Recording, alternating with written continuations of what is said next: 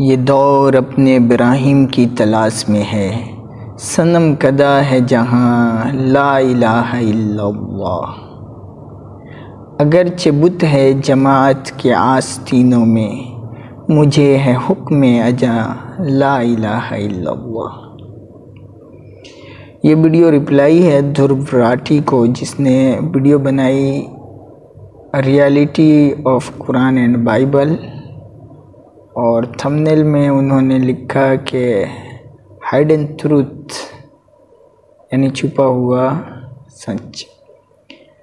और इस वीडियो के अंदर उन्होंने बहुत सारी जो है मिस इन्फॉर्मेशन दी है, जिसको मैं एक्सप्लेन करूँगा इंशाअल्लाह।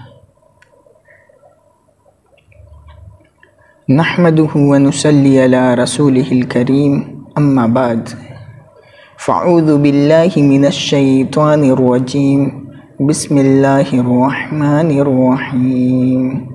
इन्नश शिर्क लज़ुल्मुन अज़ीम,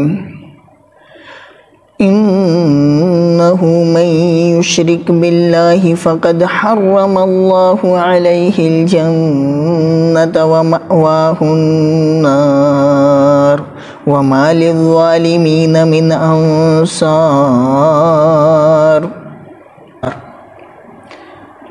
बेशक जो शख्स अल्लाह के साथ शिर्क करे, अल्लाह रब्बुल इज्जत उसके लिए जन्नत को हराम कर देंगे और उसका ठिकाना जहन्नुम होगा और उसका कोई यारो मददगार ना होगा।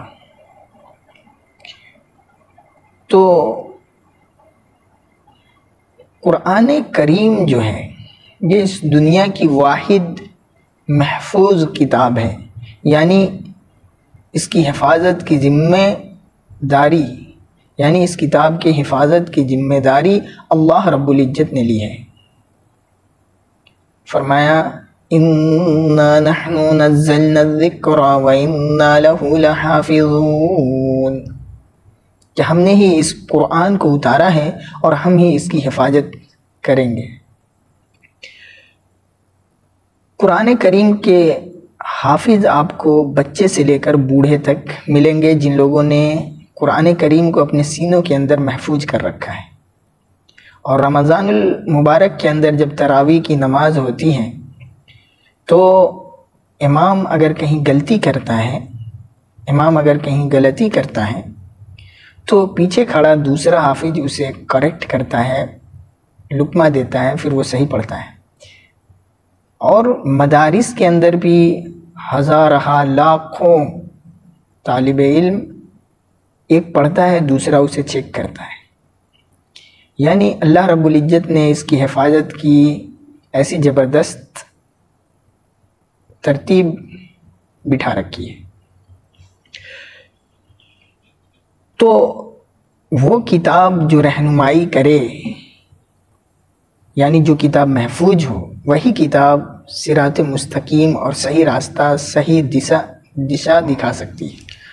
बाकी ये बात ध्यान में रहे, शैतान जो है हमारा खुला हुआ दुश्मन है इंसानों का, और ये इन इंसानों को बार बार इसने गुमराह किया, रास्ते से भटकाया, जहन्नुम के रास्ते पर लगाया।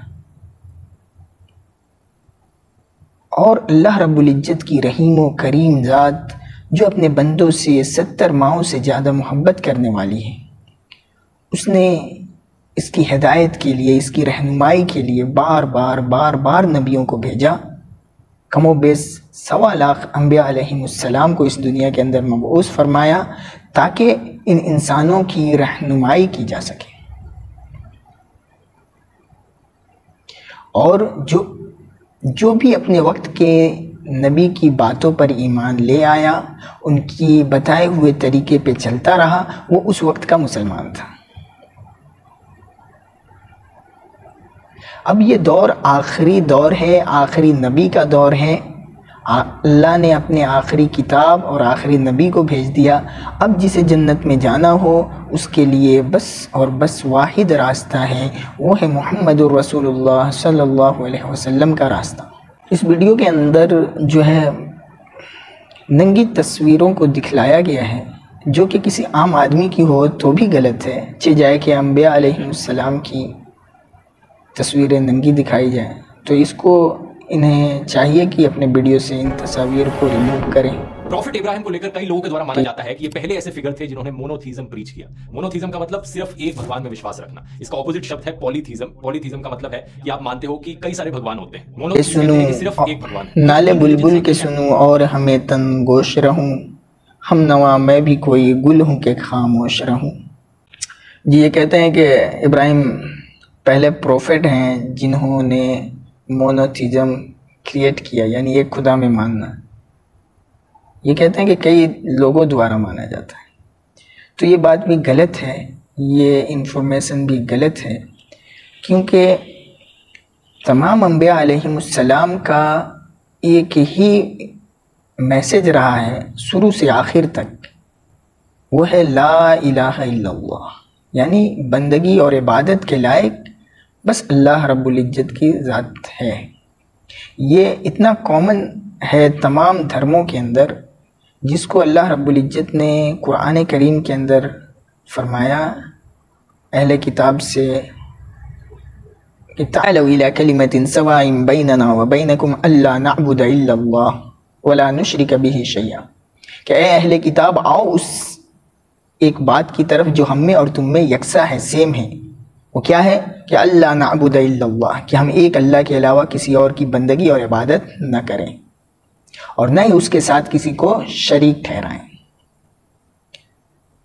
ये बात जो भी आसमानी किताब हैं उसके अंदर मौजूद है, और चूंकि अब कुरान ने इसको मेंशन कर दिया तो अब इसे कोई चाह कर भी अपनी किताबों से हटा नहीं सकता। उनके पिता कहीं दूर किसी ट्रिप पर गए किसी काम से, और इब्राहिम को अपनी दुकान का इंचार्ज बनाकर छोड़ गए। एक आदमी उस दुकान पर आता है एक मूर्ति को खरीदने। इब्राहिम पूछता है कि आपकी एज क्या है? वो आदमी कहता है 50 साल। और इब्राहिम कहते हैं कि 50 साल मतलब 50 साल के होकर तुम इस मूर्ति की पूजा कर रहे हो जो 1 साल की भी नहीं है। ये सुनकर वो आदमी बड़ा एम्बैरेस्ड फील होता है और दुकान से चले जाता है। एक दूसरी ओकेजन पर जब सारे लोग वहां मौजूद नहीं थे, इब्राहिम एक डंडा उठाते हैं और सारी मूर्तियों को तोड़ देते हैं, और फिर वो उस डंडे को ले जाकर सबसे बड़ी मूर्ति के हाथों में रख देते हैं। जब लोग वापस लौटते हैं तो वो बड़े शॉक हो जाते हैं। वो कहता है कि तो इब्राहिम ने किया होगा, क्योंकि वो हमेशा मूर्तियों के अगेंस्ट बोलता था। उनसे पूछा जाता है कि क्यों किया, तो इब्राहिम जवाब देते हैं कि ये सारी मूर्तियां एक्चुअली में एक दूसरे के साथ लड़ने लग गई थी, और फिर जो सबसे बड़ी मूर्ति थी उसने डंडा उठाया और सारी छोटी मूर्तियों को तोड़ दिया। उससे जाके पूछो उस बड़ी मूर्ति से कि उसने औरों को क्यों तोड़ा। लोगों ने कहा कि बेवकूफ बनाना बंद करो, ये मूर्तियां एक दूसरे के साथ लड़ नहीं सकती, ना ही बोल सकती हैं। तो इब्राहिम का जवाब आता है कि तुम मूर्तियों की पूजा क्यों करते हो जब ये मूर्तियां ना बोल सकती हैं ना कुछ कर सकती हैं, ना तुम्हें इससे कोई फायदा पहुंचना ना तुम्हें इससे कोई नुकसान होना। इब्राहिम को ऑर्डर किया जाता है कि वो एक बड़ी सी आग के अंदर जाएं, और अगर इब्राहिम सही हैं तो असली जो भगवान है वो असली भगवान उन्हें बचा लेंगे। और इब्राहिम जाते हैं उस आग के अंदर और भगवान उन्हें बचा लेते हैं। इस कहानी के चलते मूर्तियों की पूजा नहीं की जाती जूडाइज्म और इस्लाम में। इब्राहिम अलैहिस्सलाम के बुत और मूर्तियों को तोड़ने की वजह से ही मुसलमान और यहूदी जूडाइज्म के अंदर जो है मूर्ति पूजा नहीं की जाती। ये बिल्कुल गलत है, बल्कि जैसा कि मैंने आपको पहले बताया कि ये तमाम अंबिया अलैहिमुस्सलाम का शुरू से आखिर तक एक ही मैसेज रहा है कि ला इलाहा इल्लल्लाह। जैसा कि आप जानते हैं, हिंदुओं का जो ब्रह्म सूत्र है, एकम ब्रह्म द्वितीय नास्ति नैना नास्ति नास्ते किंचन, और उसी तरह से बाइबल का जो वो है कि there is not god but Allah. तो अल्लाह रब्बुल इज्जत का जो बेसिक पैगाम है, यानी बंदगी और इबादत के लायक सिर्फ अल्लाह की ज़ात है, ये पैगाम शुरू से लेकर आखिर तक एक ही रहा। कलमे का पहला हिस्सा कभी नहीं बदला, दूसरा हिस्सा बदलता रहा, जैसे ला इलाहा इल्लल्लाह, आदम शफीउल्लाह ला इलाहा इल्लल्लाह, नूह नजीउल्लाह ला इलाहा इल्लल्लाह, इब्राहीम खलीलुल्लाह ला इलाहा इल्लल्लाह, मूसा कलीमुल्लाह ला इलाहा इल्लल्लाह, ईसा रूहुल्लाह ला इलाहा इल्लल्लाह, इस्माइल जबीहुल्लाह ला इलाहा इल्लल्लाह, मुहम्मदुर रसूलुल्लाह। तो ये बेसिक पैगाम है जो शुरू से लेकर आखिर तक एक ही रहा। भगवान को ऑफरिंग करते हैं, भगवान से प्रॉमिस करवाई जाती है कि वो दोबारा से कभी भी इस तरीके से लाइफ ये कहते हैं कि नूह अलैहिस्सलाम के जरिए से अल्लाह से प्रॉमिस कराई गई कि अब लाइफ को कभी डिस्ट्रॉय नहीं करेंगे। ये बात भी गलत है, क्योंकि लाइफ को डिस्ट्रॉय होना है, और सिर्फ लाइफ, हमारी लाइफ नहीं बल्कि पूरी आसमान और ज़मीन, ये कायनात को अल्लाह रब्बुल इज़्ज़त फ़ना करेंगे, ख़त्म करेंगे, जिसको क़यामत कहते हैं। तो ये भी गलत इन्फॉर्मेशन है इनकी। और इसको सुनकर कुछ कंजर्वेटिव मुस्लिम्स, इनफैक्ट कुछ कंजर्वेटिव हिंदूज भी कहते हैं कि क्योंकि हिंदू लोग मूर्तियों की पूजा करते हैं इसलिए मुसलमानों के सामने हिंदूज काफिर हैं। कितनी सच्चाई है इस बात में? अगर आप गहराई से देखो तो हिंदू लोग एक्चुअली में मूर्तियों की पूजा नहीं करते हैं, बल्कि भगवान की पूजा करते हैं मूर्ति के थ्रू। ये वैसा ही हो गया जैसे कि आप अपने फादर को याद करते हो उनकी फोटो देखकर। फोटो के जरिए आप अपने पिता को याद कर रहे हो और उनको प्यार जता रहे हो, लेकिन इसका मतलब ये नहीं कि आप एक्चुअल पिता को भूलकर सिर्फ इस फिजिकल फोटो को ही प्यार जताने लग जाओ और याद करने लग जाओ। कहते हैं कि हिंदू मूर्तियों को नहीं पूजते बल्कि मूर्तियों के जरिए से खुदा को पूजते हैं। इसकी मिसाल उन्होंने फादर के फ़ोटो से दी कि जैसे हम अपने फादर के फ़ोटो को देख करके फादर को याद करते हैं। तो इसका जवाब मुफ्ती यासिर अल-वाजदी साहब ने दी है कि फ़ोटो तो आपके फादर की है, तो आप उसे देखकर फादर को याद कर रहे हैं, लेकिन अगर कोई शख्स गधे को देखकर अपने फादर को याद करे तो ये फादर की तौहीन है। जाहिर सी बात है कि इतनी बड़ी कायनात के अंदर इस इंसान की क्या हैसियत है। ये ज़मीन इतनी बड़ी है और ये ज़मीन की कोई हैसियत नहीं है इस पूरे समय दुनिया के अंदर, गैलेक्सी के अंदर। फिर ये इंसान उस खुदा की तस्वीर बनाए। अगर हर आदमी खुदा को इमेजिन करने लग जाए और उसकी तस्वीर बनाने लग जाए तो जितने इंसान इतने खुदा, बल्कि उससे भी ज़्यादा, क्योंकि जो लोग मर जाएंगे उनके खुदा यहीं रह जाएंगे, फिर जो नए लोग पैदा होंगे वो अपना खुदा बनाएंगे, तो इंसानों से ज़्यादा खुदा हो जाएंगे दुनिया के अंदर। भगवान प्रॉफिट मोसेस को खुद कमांड करते हैं कि एक प्योर गोल्ड की मर्सी सीट बनाए, उनके दोनों तरफ चेरब की मूर्ति बनाए। भगवान कहते हैं कि वो मोसेस से बात करेंगे इन स्टैचूज की। वाज़ेह गलती इसने ये की कि कहा कि उन किताबों पे ये एतबार किए बैठे हैं जिन किताबों के अंदर मिलावट की गई हैं कि खुदा ने खुद मूसा अलैहिस्सलाम को कमांड किया कि वो सोने की मूरत बनाए और मैं उस मूर्ति के ज़रिए से ही आपसे बात करूँगा। ये भी बिल्कुल गलत इन्फॉर्मेशन है। हालांकि सामरी ने बछड़ा बनाया था जिसकी वजह से बनी इसराइल गुमराह हुए हज़रत मूसा अलैहिस्सलाम की गैर मौजूदगी में। तो चूँकि दिल के अंदर गुमराही बसी हुई रहेगी और बुतों की मोहब्बत से दिल शर्मसार रहेगा तो ऐसा ही होगा, क्योंकि जब आप चश्मा हरे रंग का पहन लेंगे तो हर चीज़ हरा ही दिखेगा। तो ये जो है बहुत बड़ा बहतान है नबी के ऊपर। लेकिन अचानक से फ़ारो के घर पे बहुत सारी सीरियस बीमारियां आ जाती हैं। तो फ़ारो एकदम से इब्राहिम को बुलाते हैं कि तुमने मेरे साथ क्या किया है, तुमने बताया क्यों नहीं कि ये तुम्हारी वाइफ थी, तुमने ये क्यों कहा कि ये सिस्टर थी, मैंने तो इसे अपनी वाइफ बना लिया था, लेकिन अब लो तुम अपनी वाइफ और वापस जाओ। तो फ़ारो के ऑर्डर्स पर इब्राहिम, उनकी वाइफ और उनके पास जो भी कुछ था उस सबको बाहर भेज दिया जाता है इजिप्ट। इसमें ये कहना कि और बेथेल जाते हैं, मैंने इसे अपना बीवी बना लिया था, ये गलत इन्फॉर्मेशन है और तौहीन है नबी और नबी की अहलिया के बारे में। बेचारा बोलेगा अच्छी बात नहीं है। कहते हैं कि जितना भी हम एक दूसरे के धर्म के बारे में जानेंगे तो भाईचारा बढ़ेगा, अच्छी बात है। अगर आपकी यही नीयत हो तो बहुत अच्छी बात है। और इस्लाम को उसके माहिरीन से समझने की कोशिश कीजिए। ध्रुव राठी कहते हैं कि मुझे नहीं लगता कि भगवान को कोई प्रॉब्लम है कि हम उनका कोई मूर्ति बनाएं और उसकी परस्तिश और पूजा करें। हालांकि सबसे बड़े प्रॉब्लम और सबसे बड़े मसले और सबसे बड़े जुल्म को ये कह रहे हैं कि प्रॉब्लम ही नहीं है। इन शिर्क लज़ुल्मुन अज़ीम, इंसान का सबसे बड़ा दुष्ट कर्म होना ये है कि वो शिर्क करे अल्लाह की ज़ात के साथ। इसलिए एक लिबरल मुस्लिम के पर्सपेक्टिव से कोई भी इंसान जो किसी भी धर्म में मानता है वो एक मुस्लिम है, क्योंकि अपने धर्म में उसने भगवान को जो भी नाम दिया है वो उस भगवान की पूजा कर रहा है और भगवान के सामने झुक रहा है। और ये मेरा कोई पर्सनल ओपिनियन नहीं है, एक्चुअली में ऐसा है। उस समय में भी अरेबिया में बहुत से और धर्म हुआ करते थे। अगर आप कुरान चैप्टर 2 वर्स 62 देखोगे तो उसमें ज्यूज, क्रिश्चियंस और साबियंस को काउंट किया गया है अमंग द बिलीवर्स। ये वो लोग हैं जो भगवान में विश्वास है। ध्रुव राठी कहते हैं कि लिबरल मुसलमान कहते हैं कि जो भी एक खुदा में माने वो मुसलमान है।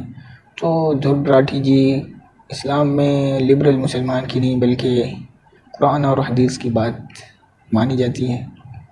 लिहाजा आपने जो आयत कोड किया है सूरह बकरा की आयत नंबर 62 को, उसके अंदर ये बात है, यहूद की उस दावे की तरदीद है जो वो लोग करते थे कि जन्नत में सिर्फ यहूद ही जाएंगे या हम अल्लाह के लाडले हैं और प्यारे हैं। तो इसको अल्लाह ने बताया कि जो भी शख्स ईमान ले आए, चाहे वो यहूदी हो, नसारा हो, साबी हो यानी सितारा परस्त हो, कोई भी ईमान ले आए आखिरत के दिन पर, अल्लाह पर, और नेक अमल करे, तो उसका अजर अल्लाह के नज़दीक है कि जो भी एक खुदा में माने वो मुसलमान है। हालांकि ऐसा नहीं है कि सिर्फ़ एक खुदा में मानने से आप मुसलमान हो जाएंगे। तफसील है उसकी पूरी कि अल्लाह पे ईमान लाएं, उसकी किताबों पे, उसकी तमाम नबियों पे, आखिरत के दिन पर, मौत के बाद दोबारा उठाए जाने पर, हिसाब किताब पर। जब तक आप तमाम नबियों पर और आखिरी नबी मोहम्मद सल्लल्लाहु अलैहि वसल्लम पर ईमान नहीं ले आते, तब तक मुसलमान नहीं। शैतान ने लोगों को दावत दी कि कोई खुदा नहीं, हालांकि तुरुथ क्या है, सच क्या है, हक क्या है कि खुदा है, वाहिद है, वहदहू ला शरीक लह है। लेकिन उसने ये दावत दी कि कोई खुदा नहीं, लेकिन बहुत सारे लोग उसकी दावत को कबूल किए और ऐसे लोग भी पाए जाते हैं जो खुदा में यकीन नहीं रखते। और जिन लोगों ने माना कि नहीं खुदा तो है, ज़रूर है, तो फिर उन लोगों को गुमराह किया इस रास्ते से कि अगर खुदा है तो एक नहीं, एक से ज़्यादा है। किसी ने कहा कि 3 खुदा हैं, किसी ने कहा कितने और किसी ने कितने। तो इस रास्ते से गुमराह किया कि उस खुदा के बेटे हैं, बेटियां हैं। वक़ालतिल यहूद उज़ैर इब्नुल्लाह वक़ालतिन नसारा मसीह इब्नुल्लाह।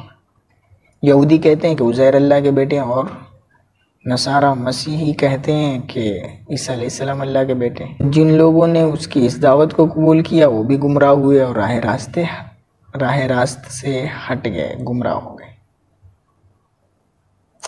तो जब तक वो नबियों की दावत पे रहे, अल्लाह के ऊपर ईमान रखते थे, वो उस वक्त के मुसलमान थे। लेकिन चूंकि जब शैतान ने उन्हें गुमराह कर दिया, जो इस्माइल बच्चा था उसका एटीट्यूड सही नहीं था, तो सारा इब्राहिम को कहती हैं कि इसे दूर भेज दिया जाए। इब्राहिम हेजिटेट करते हैं कि भेजना चाहिए दूर या नहीं भेजना चाहिए अपने बेटे को, लेकिन भगवान से पूछते हैं तो भगवान कहते हैं कि दूर भेज दो। जो स्लेव औरत थी हगार, वो अपने बेटे इस्माइल के साथ निकल पड़ती है दूर।